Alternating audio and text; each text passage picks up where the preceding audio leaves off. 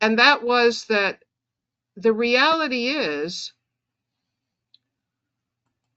and I was looking in the Encyclopedia Britannica, so you can't even say that I was, looking at a Catholic source. They would speak about the Renaissance, the Enlightenment, Romanticism, modernism. They would speak about all of these things, and this looking back to the ancients. And at every turn, they would say, but the Pope said this, but the Catholic Church said this, but they said this. And I just sat there amazed because I said, this is the Encyclopedia Britannica. They have no quote unquote agenda to push as Catholics. We have always stood against what went against scripture and tradition. Always. And that just floored me. So as we keep moving on, you will notice that as the rise of humanism takes off, then you start to see things like the Reformation occur. Scripture only, no tradition. So we're going to take out anything that has to do, which is not in the Bible. But then we see people like Martin Luther come along, and yes, his 95 Theses. I don't know about you, but every time I hear that and how Luther was right in so many things, and the church was bad because of indulgences, I say, okay, I get it. Indulgences. Well, what are the other 94 things that he said? Do you ever hear those? So maybe we need to look and read and research before we just follow along and say, oh, well, yeah, the church needed reform. Well, let's look first. Because Martin Luther was saying transubstantiation was not so. Transubstantiation maybe occurred for an instant and then was gone. He didn't believe in it. There were many other things he said other than complaining about indulgences. So we have to be very careful. But if you look below where it says Martin Luther, you see this. Once he opens the door, Zwingli in Switzerland is saying what he believes the faith is. Then others follow Zwingli. And you get, people like the Valdez, who formed the Waldensians, against whom Don Bosco was always standing and saying, no. And he was stopping his boys from being taken away from the faith, taken away from the sacraments by the Waldensians right next door. Wherever there was an oratory, they opened up right next door because they wanted to get the kids away from the faith. Along with that comes a growth in science. And there's nothing wrong with science. Science is a wonderful thing. But I think as we go forward, you're going to see a shift in what happens. In this age, in the 1700s and prior, oftentimes it's the monks in the monasteries who are doing the research. The father of genetics is Gregor Mendel. He was a monk. Our textbooks today don't say anything about that. But if you'll notice, the church is not opposed to science. But what they were doing those days in science was to look at reality, to look at what is in front of us, and to understand it. There will be a shift as we move into the modern era with this idea that man is at the center and not God. There will be a shift to what can we know about this so we can control it and make it serve us. There's a shift in mentality. And this is all thanks to this looking at pushing away what was during the Middle Ages, what the church was teaching, to break from the church and to say, let's, look at our powers as human beings.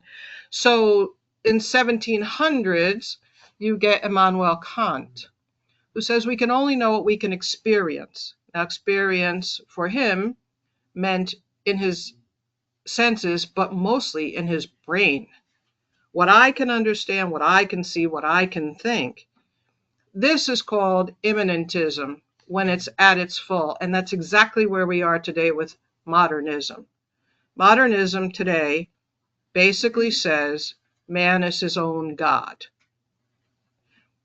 If God exists, we don't even care, because I am my own God. I make my own life. I determine my own future. So, all of those things. I have the choice over my body. It's my body. I make the decision. It's my body when life begins or life ends, or how life begins or how life ends. I am my own God. We're living that today. Don Bosco was born here within this period of the early 1800s, just coming out of the development of this idea to the point where we want a secular society. That's the point he was born in.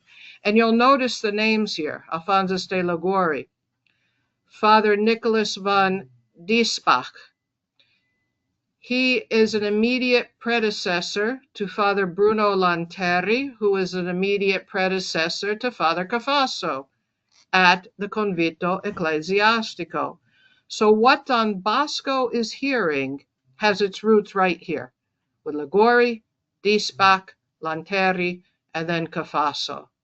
This is the thread that's going through our faith.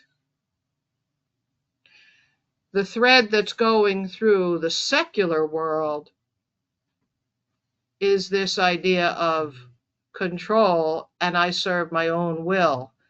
What's going through Don Bosco's world is God is in charge, and we must serve the Lord. And the Lord loves us. You can see there, Sacred Heart of Jesus appears to St. Margaret Mary Alacoque. Jesus is saying, I love you. I suffered for you. My heart burns for you. Turn to me. Live charity. Charity meaning I love God and I love everyone else and everything else for God's sake. We'll talk a little bit more about that as we go along. Okay, so we come closer to Don Bosco's time. The revolution happens here in the United States. We can, if the king is not serving us the way we want to be served, we have a right to rebel against him, says Thomas Jefferson. The French pick up on it, and you can see the result of it. Their revolution goes beyond all bounds of just war. It's massacre, it's mayhem, it's brutality, it's slaughter. When the reins are off, this is what happens. And if you look carefully, they have declared, okay, there's some sort of God out there, but we don't know who he is or what he's like. There has been a rejection of Jesus Christ our Lord and what he revealed to us about God, and what even the Bible reveals to us, the Old Testament, about God. So they declare, we now worship a supreme being. Somebody's out there, but we don't know who he is. And we don't want the church involved in what's going on in the government. The French Revolution was basically the death knell to Christendom in Europe, because what started in France spread quickly like wildfire throughout Europe. And then from the East came the communists and the socialists.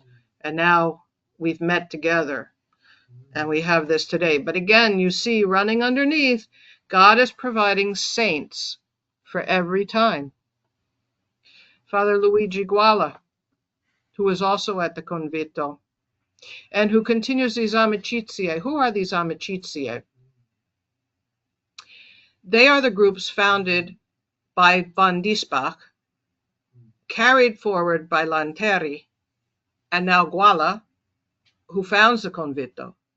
They were groups of 12, whether prominent men in society, and this is in Torino, okay, prominent men in society, 12 of them, or a group of 12 priests, or a group of 12 priests and laity together. What was their purpose? They were there to counteract the Freemasons, who had it and have it as their agenda to destroy the church. They were to use their influence, their knowledge, their money, and also publications, writings, to continue to spread the truth of the Catholic faith. They were to defend the church.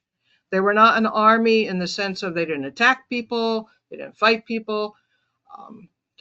To my knowledge, they never had to do anything military to defend the Holy Father or anybody else, but they were at education to the faith.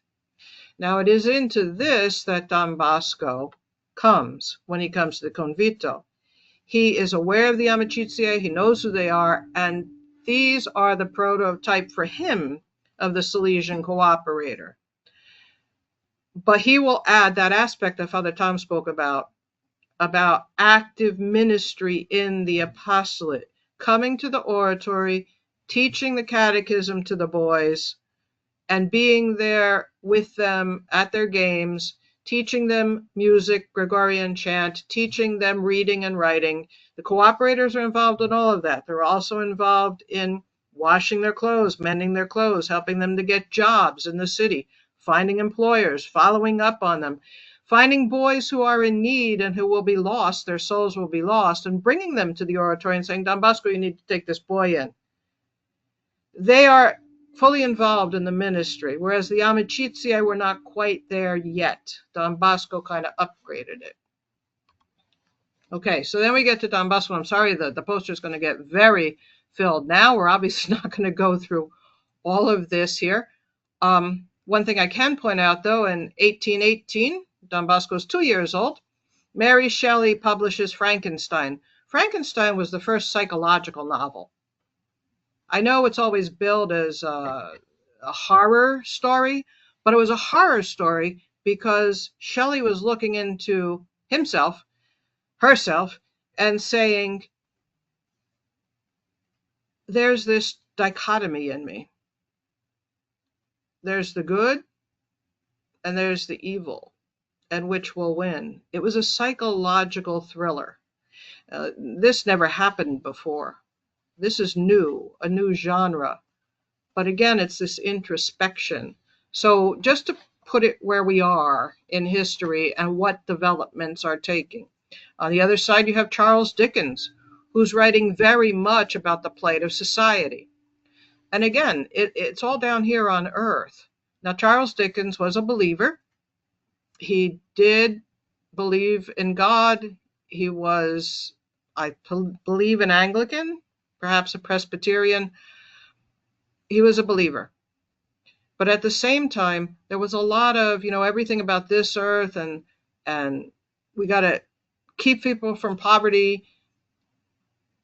But it was almost as though it was exclusively focused down here. You see, Don Bosco is the one who can take what is belief in God and say, because of my love for God, I will love his people and I will take care of his people. There's a different motivation and a different purpose. And this is what we want to remember as we go forward. So Don Bosco grows up, goes to Chieri, founds the Società dell'Allegria, and they basically decide that they will support each other in their studies, in living the faith, and in doing charity. That was what they were all about. Okay, so there's an explosion here. And why is there an explosion here? Because the revolutionaries in Italy start to make themselves heard and known. They want to create a secular state A group of them want to allow the Holy Father to remain in force even in the secular world. Others want to destroy the church and get rid of the Holy Father and everything about him. You have the whole gamut with the revolutionary movement in Italy. Through it all, Don Bosco remains a priest. Don Bosco remains teaching the faith. And this is important. This is why we're here as Salesian family. Yes, we have to help the poor.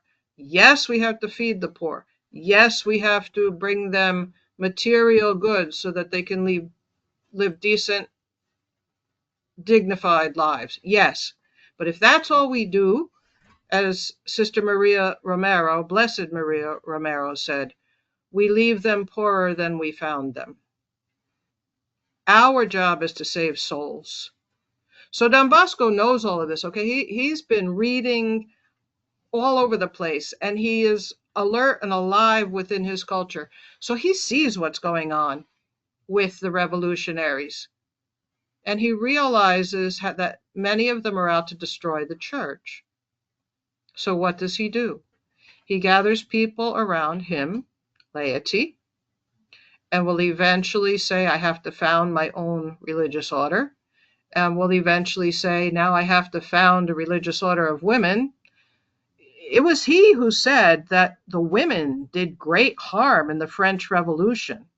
Where the devil used them for evil, we want to use them for good. Hence the cooperators, and hence the FMA. We want women who are virtuous and living according to God's teachings and who will change the world. So he's aware of all of this, and he also will get down the line, not quite just yet, but he also will promote and want us to promote devotion to Mary, Help of Christians. Father mentioned Mary a couple times this morning. She's going to keep coming up, and tomorrow night at the Good Night will be the culmination of why we need to be super devoted to our Blessed Mother, and in our case, to Mary, Help of Christians, and why we need to promote that actively, strongly. And today to St. Joseph also. We can't forget St. Joseph today because we need men who are men and who are taking responsibility in life as fathers in the world. Okay, so we go through more of Don Bosco's history here.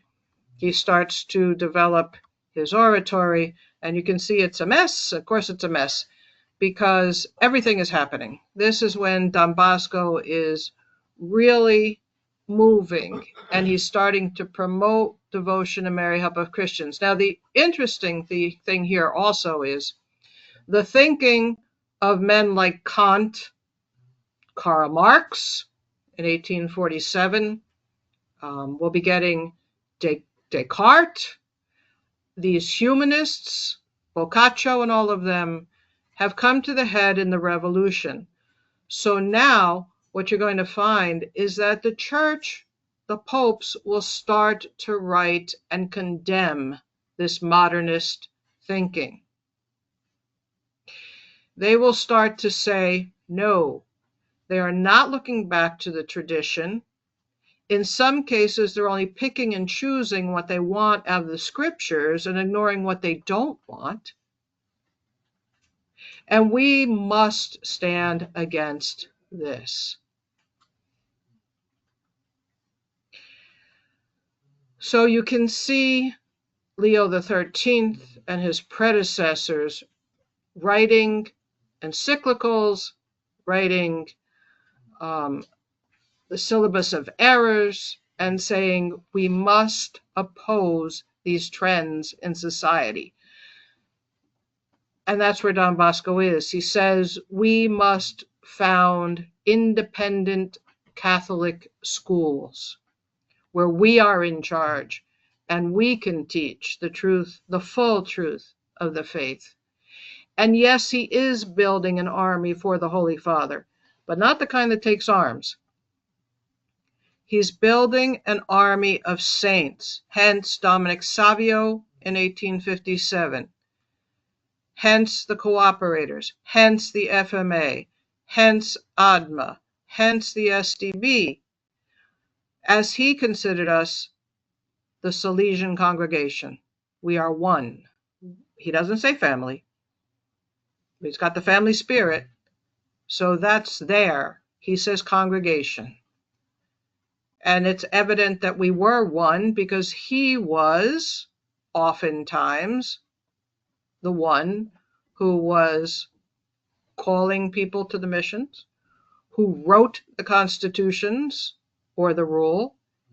He is the rector major of the cooperators as supreme moderator.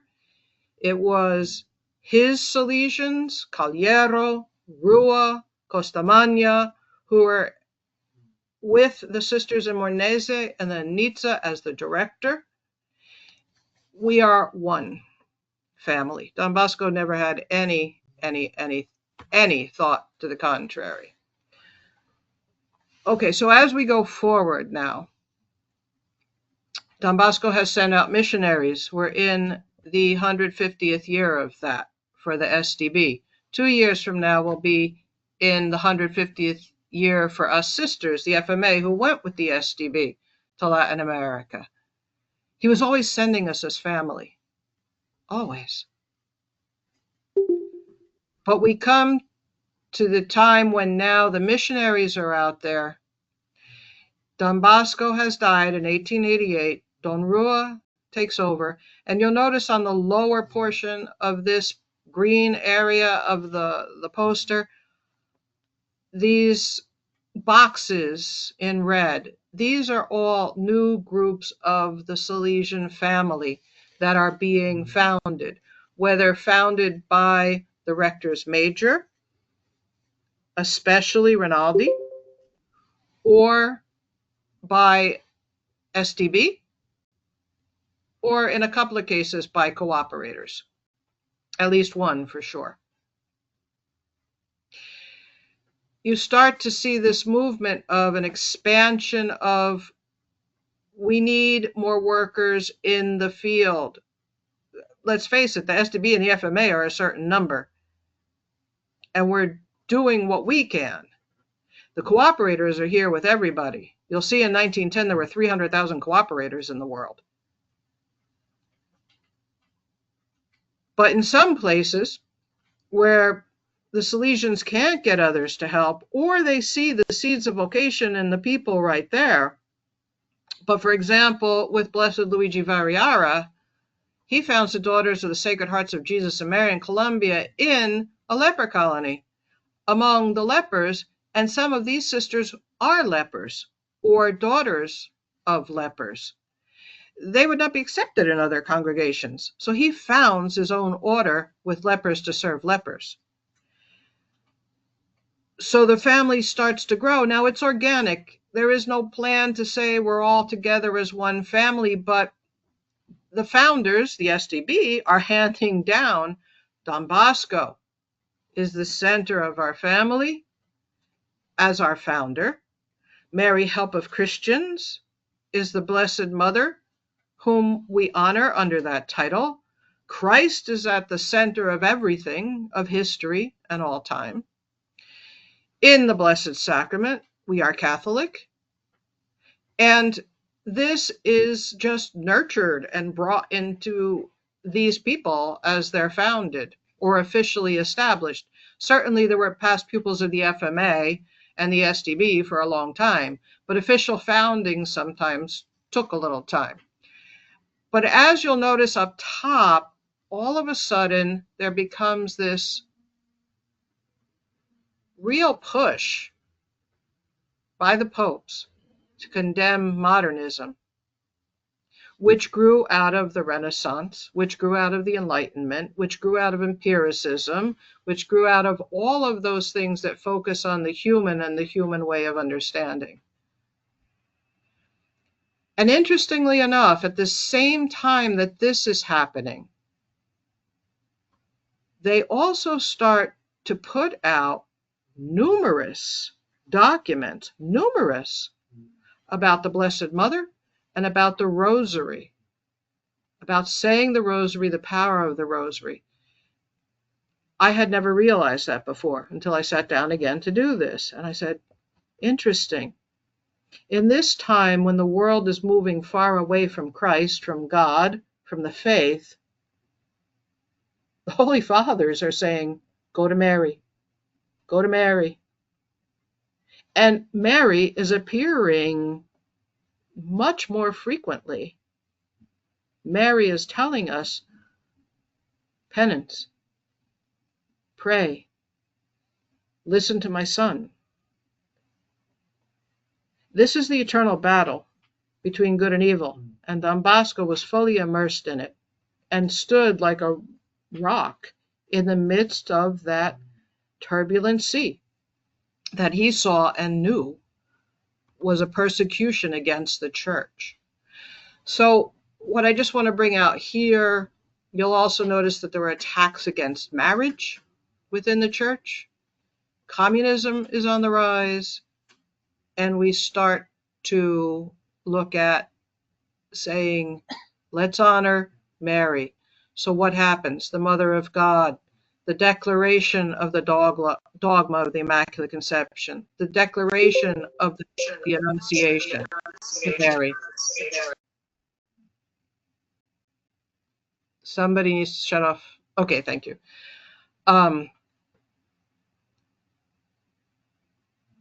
Pay attention, because Mary is on God's side.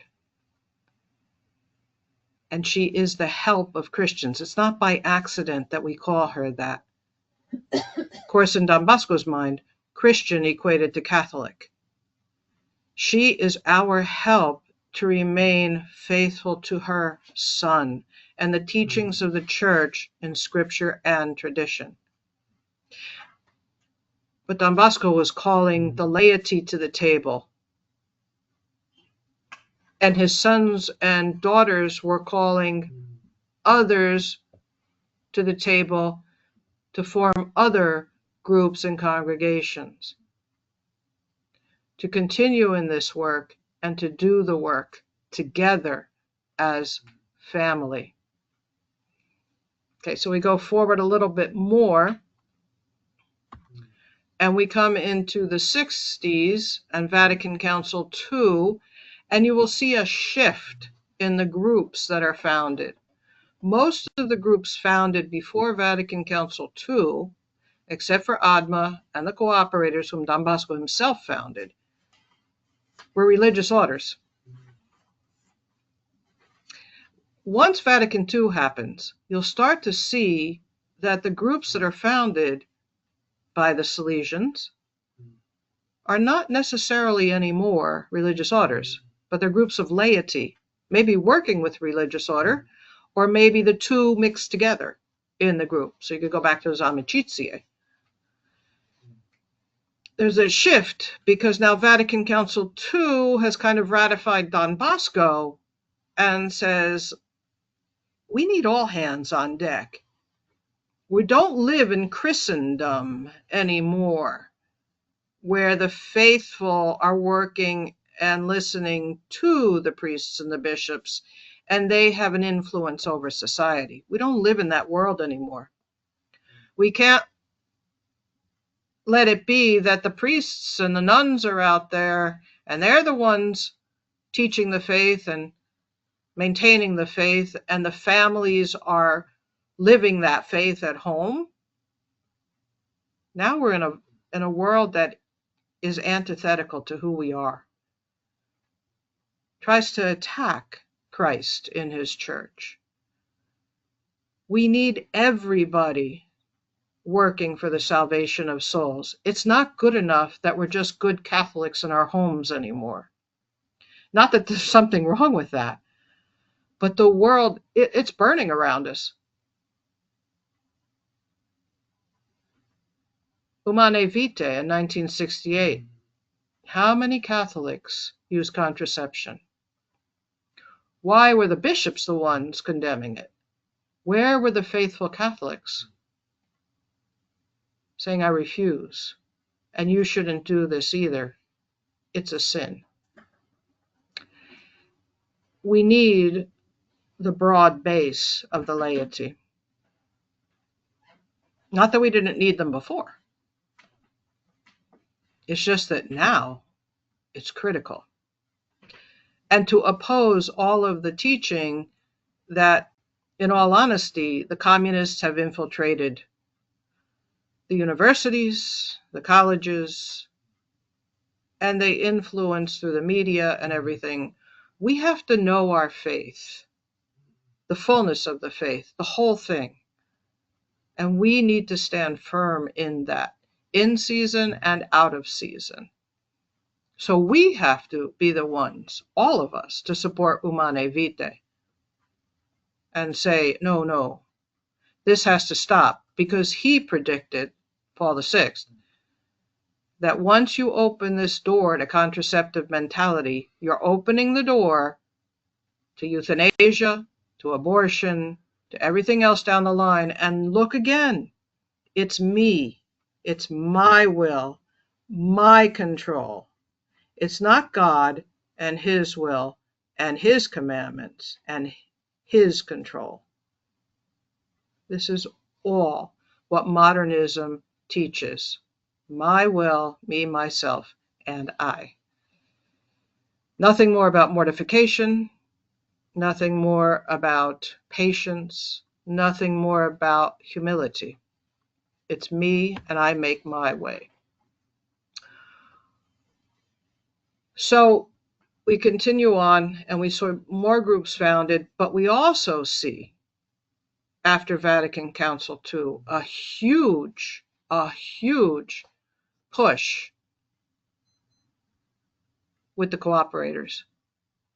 Congress after Congress, to bring the rule to the point of saying, we want to be whom Don Bosco envisioned us to be. True apostles in the world, visible, working together with the Salesians or without them in our own parishes, but working as true Salesian apostles, visible force in the world.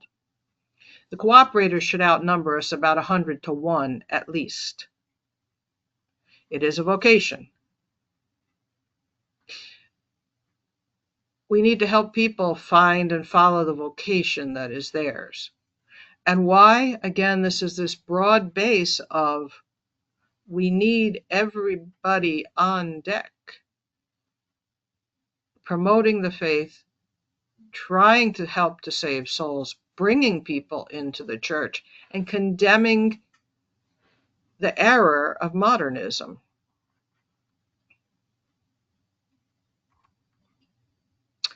Okay, and that brings us up to today, where we now have before us a great chance, because we've got coming up, we're in the winter of the 200th anniversary of Don Bosco's dream at age 9. That little boy who was doing nothing but trying to help his friends stop fighting and stop acting like animals. From there, here we are. And is it not wonderful that we have Salesian family on this call, not only from around the United States, but also from around the world? We are one with Elias in Pakistan, as we are one with the literal millions throughout the world who are consecrated, vowed, promised, or present pupils who will be past pupils. Imagine if every one of us were to take seriously and understand the call to live the faith the way Don Bosco did and Mother Mazzarello did, and to promote that devotion to Mary, Help of Christians, and to be united and strong in living our faith, and to work together in various ways to save souls. Imagine the impact the Salesian family could have. So let's take these anniversaries this year, the 150th of the first missionary sending outside of Europe. 2 years from now, the third missionary sending with FMA included.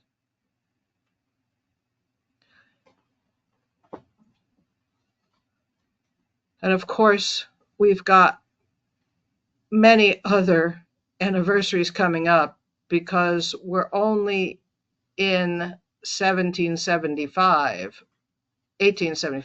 for Don Bosco.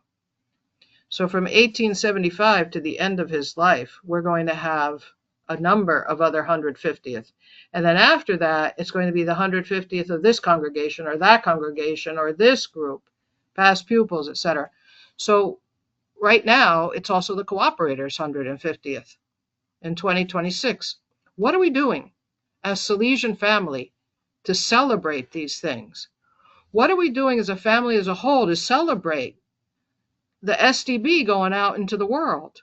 What are we doing as a Salesian family as a whole to celebrate the founding of the Cooperators? Or the FMA going out into the world?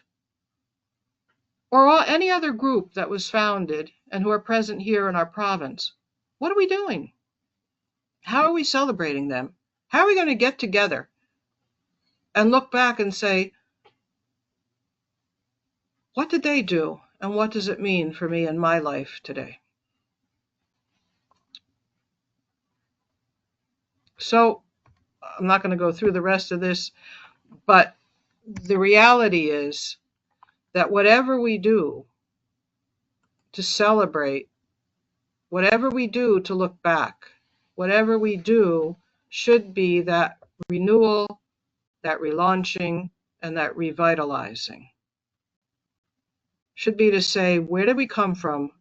Why are we here? And what are we fighting in our world today?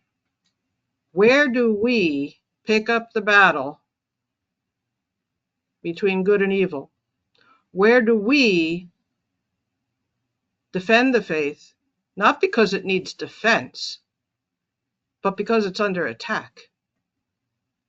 Where do we teach Christ's truth and how?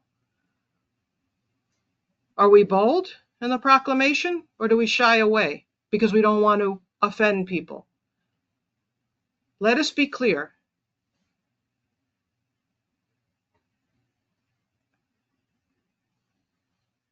We have been given the commission by Christ to go out and preach and teach and baptize all nations.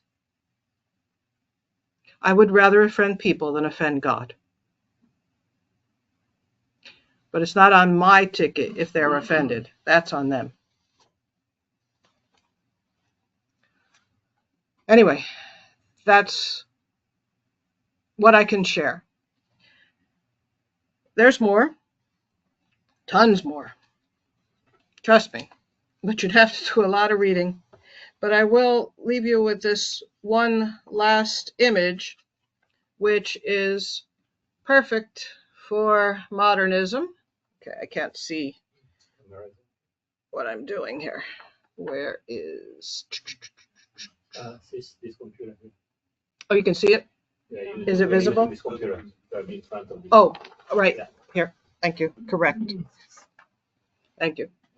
Up a little bit more. All right. Good, Denise. All right. So this already was understood in Don Bosco's time, that when we stepped away from Christianity and the Bible's not being infallible, we moved into quickly, man is not made in God's image. We Catholics know that we are, because God told us. However, any other Christian sect does not believe that. They do not believe we are made in God's image. They believe we were created evil. You step away from that and we go through that crazy period where we tried to deny miracles, like, oh no, the Red Sea didn't part. No, it just, at certain times of the year, it just becomes low tide and it goes. If God created the universe, you're telling me he can't separate the water in the Red Sea? Hello? But all of these things, no virgin birth, start attack the Blessed Mother. If you attack the Blessed Mother, you attack Jesus. You attack Christ. No atonement, no resurrection. Jesus was just some nice historical figure who told us to be nice to each other. That's a heresy. Leading to, well, maybe there's no God, I'm not sure, leading to where we are today with atheistic communism, which is trying to take over our country as well. So yeah, it leaves a little bleak picture, but it doesn't when we remember, as we used to be called, the soldiers of Christ. Thank you, Denise. At confirmation. Don't leave a bleak picture. Leave a bold picture, because we have hope, because the Lord told us the gates of hell shall not prevail against us. So be those valiant fighters of the faith, and fear not, little flock, because the Lord is with us. That's the end of my homily. It was a powerful one. Thank you. You're welcome. Okay, let's see. Are there any questions? Jeannie, I see your hand. Oh, wait a minute. Dennis, Let me shut off my mic. Hold on. Word. Something's going on. Shut your mic.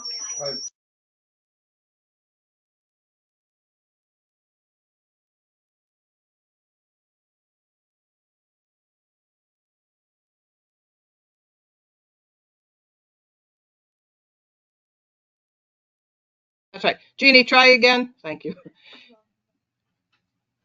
No, She's gone.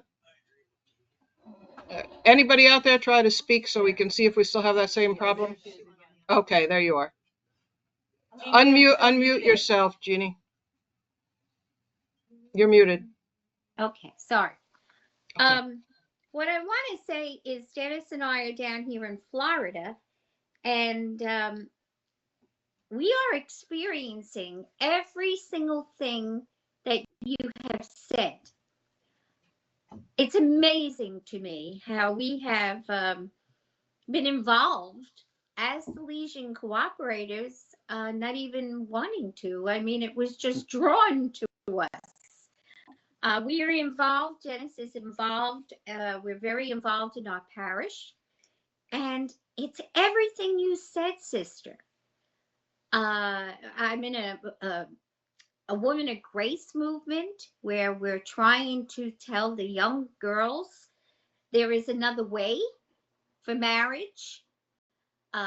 Dennis is a Knight of Columbus. We're doing the right to life. And, you know, we're involved with Patty in Inverness, who is having adoption homes.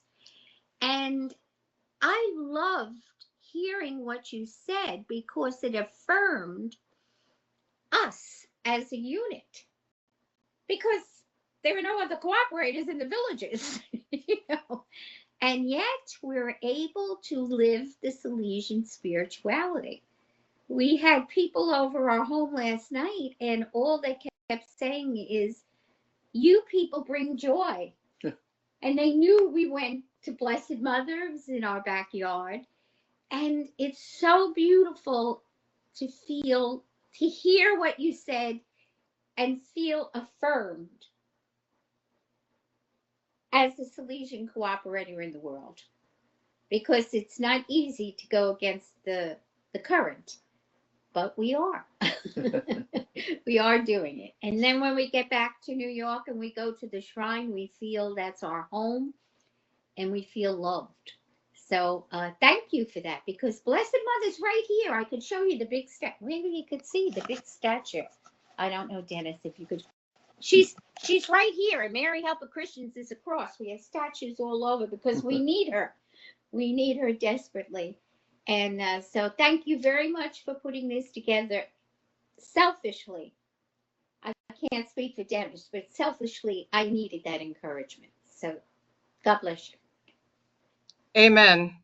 And no, it's not selfish, Dennis and Jeannie. It's not selfish at all. God bless you both.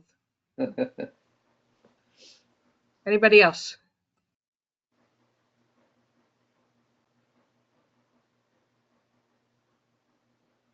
I just want to also say thank you. I needed the encouragement and the challenge. It's not easy, as he said, and especially the young are very confused at this moment, and with gender issues, and like you said, it's the me. I can even choose if I want to be male or female or this or the other, and it's a wave that needs a lot of prayer, and to be bold, to talk openly. But I feel also what helps the most is to have a very human and personal relationship with them, that they feel that there's community, that they can have a place where they can ask those questions, that their questions won't be um, put down. I guess that's the word I'm looking for. Thank you for putting this together. This was amazing. Put your mic on. Unmute.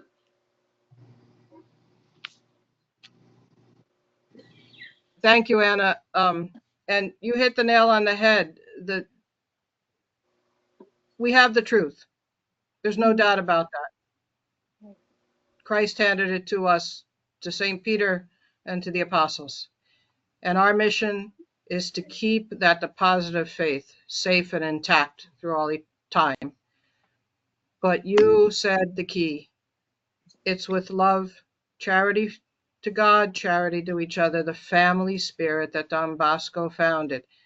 Without that, we can do some good. But with that, we can do tons of good. Anybody else? Brother Tom? What strikes me is that from the very beginning, when Don Bosco went to the convento and belonged to one of those friendship groups, or perhaps saw them around there, was imbued with that spirit, was that he was oriented toward living his life in a way that would bring about change in both society and in church. Now, church meaning the way we as the people of God live our calling toward holiness and toward the sacramental life and toward a life of justice and peace and so forth. So he right from the very beginning was involved in a movement to change for the better, to transform the church, whether it be by having a group which, like the Immaculate Conception Synodality with Saint Dominic Savio, would foster, would encourage the reception of daily communion, a very radical opinion at the time of Don Bosco and Dominic Savio. But that we're going to change the church by receiving the Eucharist often, and then also within society, to be able to worship freely, and to in Don Bosco's case to name the basilica after the patron of Mary Help of Christians, which the government was not going to approve. But making it, and also fostering Catholic education with a government that made it as hard as possible for the church to offer education. So sometimes we look at things such as this and we experience them around, and we say, well, what do you do? It's just the way. I'm not going to fight City Hall. Well, maybe you don't want to fight City Hall, but maybe you can work with it the way Don Bosco did, and also to work with the believers in our parish, and to bring about a change. But I think the key is that just as Don Bosco found that group to work with, to be a part of, that would really give him the gravitas, if you will, to that change forward. We have the same. We don't call it friendship group. We call it the Salesian family. We may call it the association of those who are devoted to Mary Upper Christians, or the volunteers at Don Bosco, or the Salesian cooperators, or the Salesian past pupils. But we do have that same possibility of a group that is oriented and has been founded for the sake of transforming both church and society. Thank you, Father. Anybody else? Sister, about promoting the devotion to Mary, Help of Christians, can you say a little bit more about that? Yes, absolutely, Brother Pascal. Don Bosco specifically founded the FMA to be his monument of gratitude to Mary Help of Christians for all that she did in his life. One of the main tasks he gave us was to promote and to be Mary Help of Christians in the world, promote her devotion. The cooperators, by being part of the family, have that, and the STB. But it was kind of natural within them because they grew up with Don Bosco and they kind of exuded what they lived at the oratory. But Don Bosco didn't want to leave it to chance that it would happen, even though he kind of instilled it in all of us. So he took a group that was already devoted to Mary Help of Christians and coming to the Basilica, and he formalized it.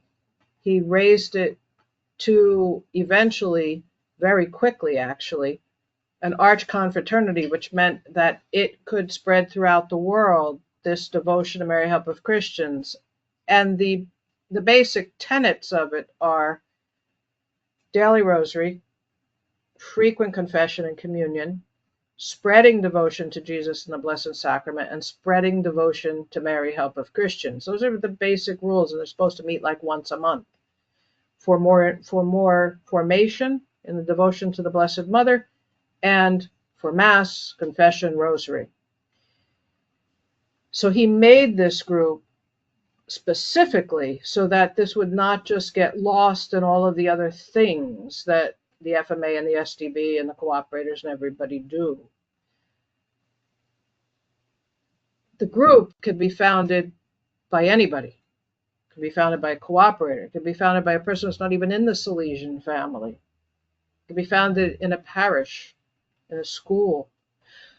All adults, families can join. Now they have young ADMA that can be for the kids in high school or the kids in grammar school. They have different levels now.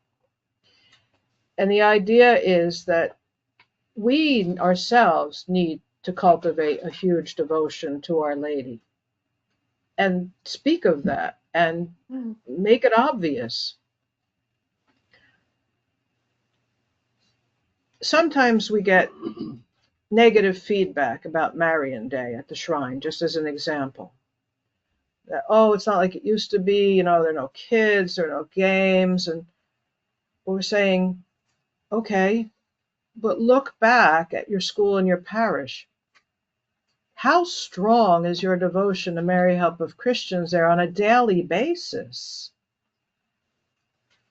If you say all of a sudden on May 24th, oh, we have to come together as Salesian family to celebrate Mary Help of Christians because she was Don Bosco's Madonna, people are going to look at you and say, oh, really? When did that happen?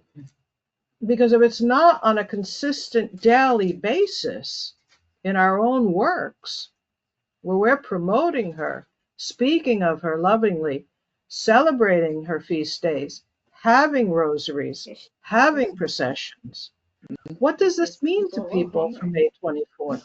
Only the ones who grew up in this system and still remember, or who just love the Blessed Mother because they love the Blessed Mother.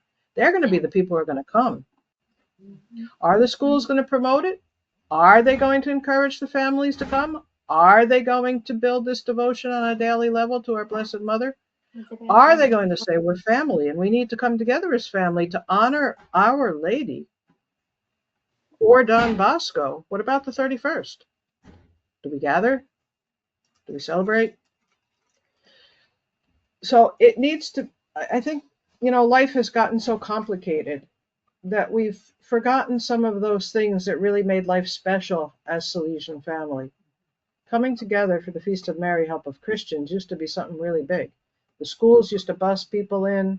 We used to have the girls from Mary Help and the boys from Don Bosco Tech crowning the Blessed Mother, coming all dressed in their special clothes for the Feast of Mary Help of Christians, which they had in the school, before, forming the choir, all of these things. And also, how much in our parishes and sometimes in our schools are our young people involved in mission? How much are they involved in the Mass? How much are they involved in sodalities and groups, promoting piety, devotion, mission among their peers? All of these things were characteristics of Don Bosco's system. They were not asides, they were the core. The faith was the core. The rest was an aside. The games, the activities, the faith was the core. We just have to sit back and look at where are we today with that. So if we're devoted and we speak about it and we live it, we can help ignite the fire in others. As Jeannie and Dennis said, they have Mary Help of Christians in their home because she's important to them. She is our mother. It made me, when you were talking, it made me think about, I look back on, because I'm the only Salesian in my area. So a lot of people, if I say Mary Help of Christians, it either flies by them or they look at me like a nut job. So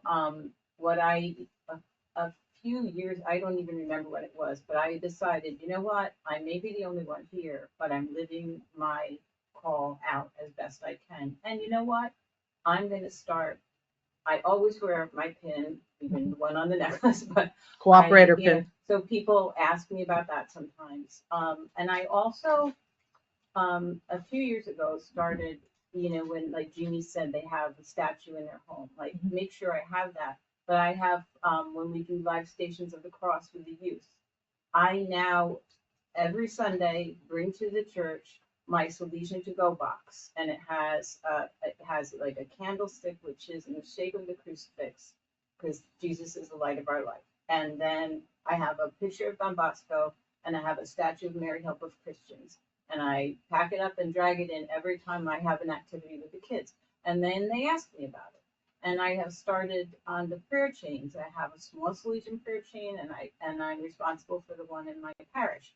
And you know that sometimes I write to friends and I send them out at the same time and sometimes separately because there are things I cannot share locally. So I have the Salesians pray for some things. But that's my family prayer chain. But what I have started doing in the last year or two is making sure that when I am writing them out, I'm saying, Mary, Help of Christians, pray for this family. Mary, Help of Christians, cast your mantle of love around this woman who's struggling.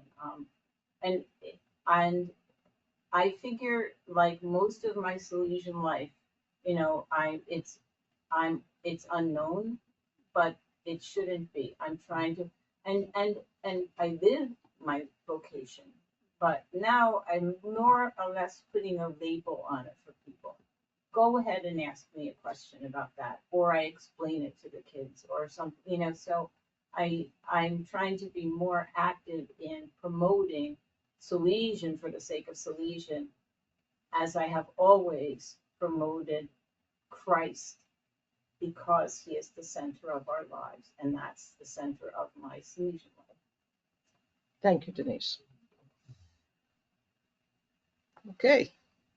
Well, we're at 11:25. We're going to have Mass here soon. If there's nothing else, we're going to stop the recording and we'll see you back here. Sorry, I got to look at the schedule. 1 o'clock. 1 o'clock. Thank you, Father John. I don't have the schedule up on my phone. So 1 o'clock, we'll see you all back here. We wish you well. Enjoy your lunch. Enjoy the break. And Ad Dei Gloriam. To God the glory.